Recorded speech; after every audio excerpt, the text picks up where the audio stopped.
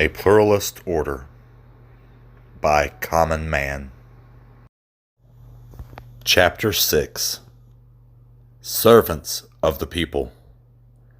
How to ensure that government is the servant and not the master.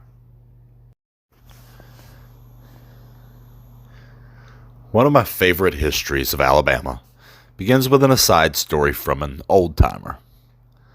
The gentleman from the interview had been born in a rural part of the state shortly after its founding.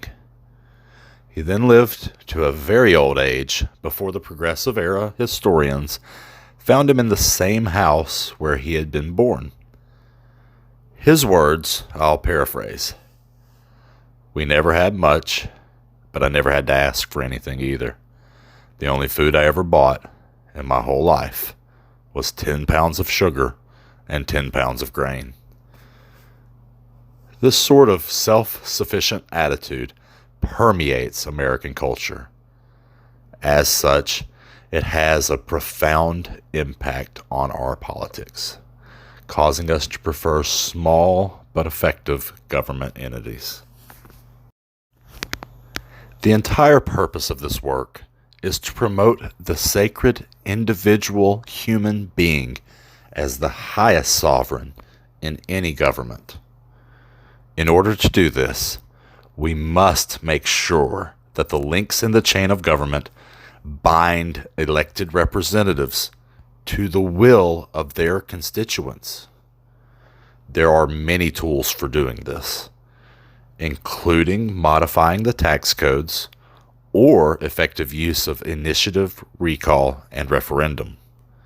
However, the most effective method can also serve as a gauge of effectiveness for the representative. We should tie the income of our representatives to the median salary of their constituents. Before making such a demand, we should educate ourselves on the way our representatives are paid. For our example, let's look at the United States National Congress. Members of both the House of Representatives and the Senate receive a salary of $174,000 per year. Prior to the Government Ethics Reform Act of 1989, members of Congress voted themselves a raise whenever and however they believed necessary. Since that act in 1989, Congress has been provided an annual increase in salary as a cost of living adjustment determined by the Employment Cost Index. Shortly thereafter, in 1992, Congress passed the 27th Amendment to prohibit any law affecting compensation from taking effect until after the next election. Since 2010, Congress has voted to not accept the cost of living increase. Representatives do not receive salaries beyond their terms. Per diem allowances are no longer provided to our National Congress. There are no special exemptions for representatives on their student loans.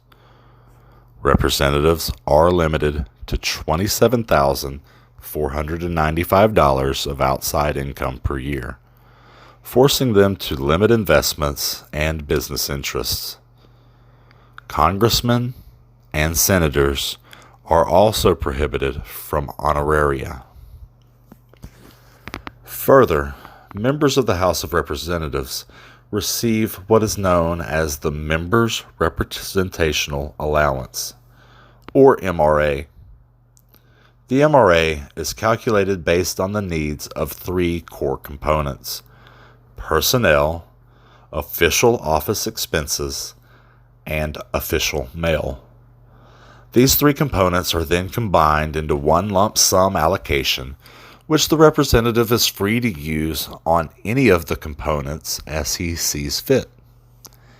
In 2017, each member received $944,671 for personnel and were limited to hiring 18 full-time staff.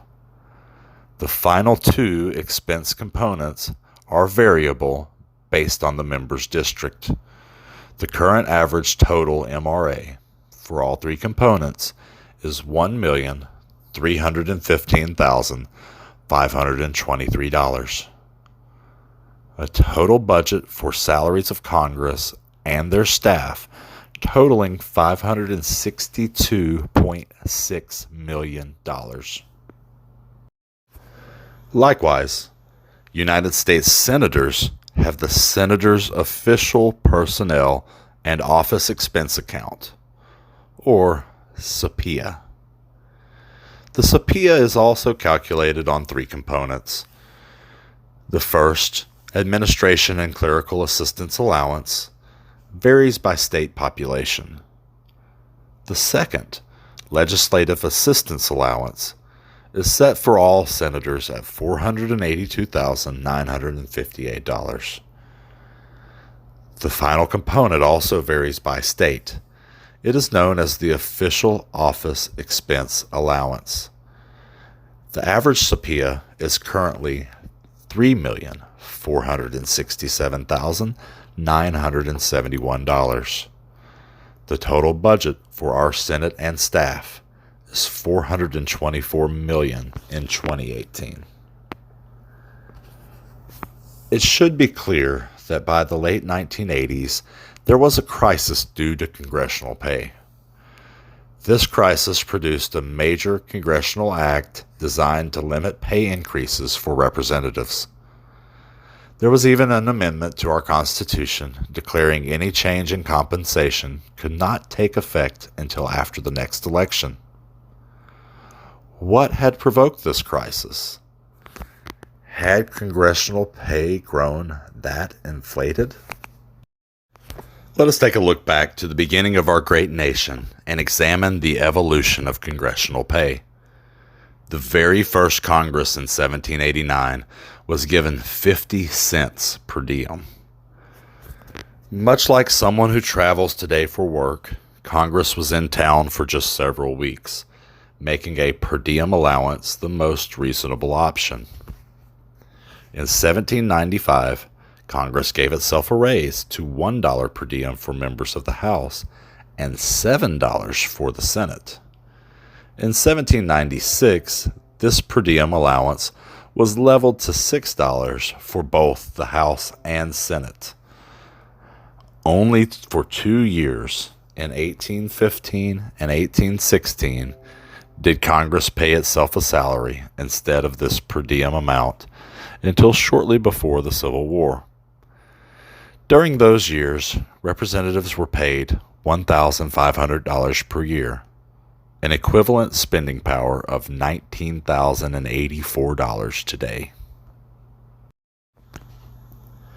At the end of the Civil War, Congress made $5,000 per year, or $76,244 in today's money. Congressional pay steadily rose until it peaked out in the post-Civil War era at $10,000 per year. This was an equivalent of $133,587 in today's money, and it was achieved on the eve of the Great Depression in 1925. At the end of World War II, America began one of the greatest economic booms in history under the original Bretton Woods international system. In 1947, Congress paid itself $12,500 per year, which was still less purchasing power than 1925, buying only $130,741 today. By 1969, however, the figure was $42,500, or $270,697 purchasing power in today's money. This post-war boom was followed by an economic collapse.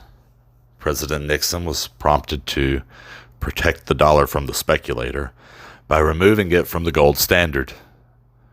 This made the dollar a fiat currency, or the petrodollar, and ushered in the second version of the Bretton Woods system.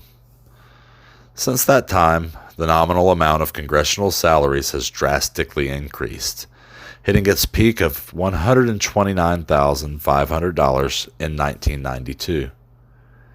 This was the year that the 27th Amendment was passed. Even though real salaries had increased by nearly $90,000, purchasing power had decreased since 1969, buying nearly $60,000 less in today's dollars. In 1992, Congress began getting its yearly cost of living raise. This initiated another steady rise in salary to the peak of $174,000 in 2009. That amount, which hasn't changed in nearly a decade, purchased the equivalent of $192,000 today. This means that Congress has taken a pay cut over the last 10 years. Purchasing power and real income means Congress has lost a lot since 1969, but it gained much more in the 100 years prior. It could be concluded then that the source of the congressional pay crisis was Nixon's move to create a fiat currency. Members of Congress had the nominal value of their salaries increase while purchasing power decreased, as had happened to all Americans. The difference being that Congress could give itself a raise, but the average citizen could not. The modern income in the United States is currently a little less than $45,000 per year, whereas in 1969, that was a little less than $6,000. That means representatives actually made more than their constituents in 1969 than representatives do today versus modern constituents. This may represent an improvement, but it is far from the pre-Civil War equality that our ancestors possessed. It is also progress achieved too slowly. It is imperative for a functioning democracy that the representatives truly be of the people who elected them. When you represent over 700,000 people, that is a difficult task. When most of your constituents only make a quarter of your salary, how can you possibly stay in touch with their needs? According to the Bureau of Labor and Statistics, the median American income is $44,564 per year. The average American household makes $56,516 per year. Currently, a member of the House makes over 4 times the income of the average citizen. Members of Congress also have an office budget of more than 23 times that of the average American household. As a compromise to underemployment, we should consider making congressional salaries equitable to the median income. Congressional office budgets should be limited to 10 times the average household income, and the cap on the number of employees should be lifted. This is not only an equitable compromise, but also a good start towards regaining the trust of the American people. The Senate is somewhat more complicated, especially when looking at the functionality of the SPEA versus the MRA. It would be easy to lump the Senate in with the House of Representatives and demand their salary to also equal the median American's income. Yet a senator usually represents more people, and the position is viewed as more prestigious.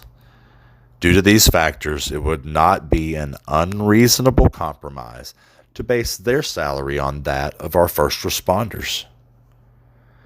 The range of pay for first responders varies widely, starting with paramedics at around $35,000 per year and topping out with nurses at a little less than $70,000 per year. Teachers, police officers, and firefighters all fall in between. If all of these groups were lumped into one whole, their median income would be between $5,000 and $10,000 higher than the rest of Americans. Not a huge figure, but enough to provide a reasonable incentive to consider the position more important. With the exception of slavery, which is not a scar, but a festering wound in the vitals of American life. The period before the Civil War was the time in our past when civic responsibility and self-sufficiency was at its zenith, manifesting into popular sovereignty in its purest American form. During that time, our representatives were not paid a salary, but were given a daily living allowance. After the Civil War, as the powers of special interest grew, congressional salaries grew to match those of their contemporaries. These salaries became more and more disproportionate from the American people until the Great Depression. For a quarter century after World War II, Congress was able to increase their earnings while the average American got wealthier. The halcyon good old days. Unfortunately, after the Nixon shock, we've all grown poorer. The difference is that Congress was able to slow this fall, whereas the rest of us have not. The only way to ensure that we have economic policies which work for the American people is to make certain our representatives are truly of the people. What better way to do so than to make their own salaries dependent upon that of the average American? If we do well, so do they. Let's get to work together.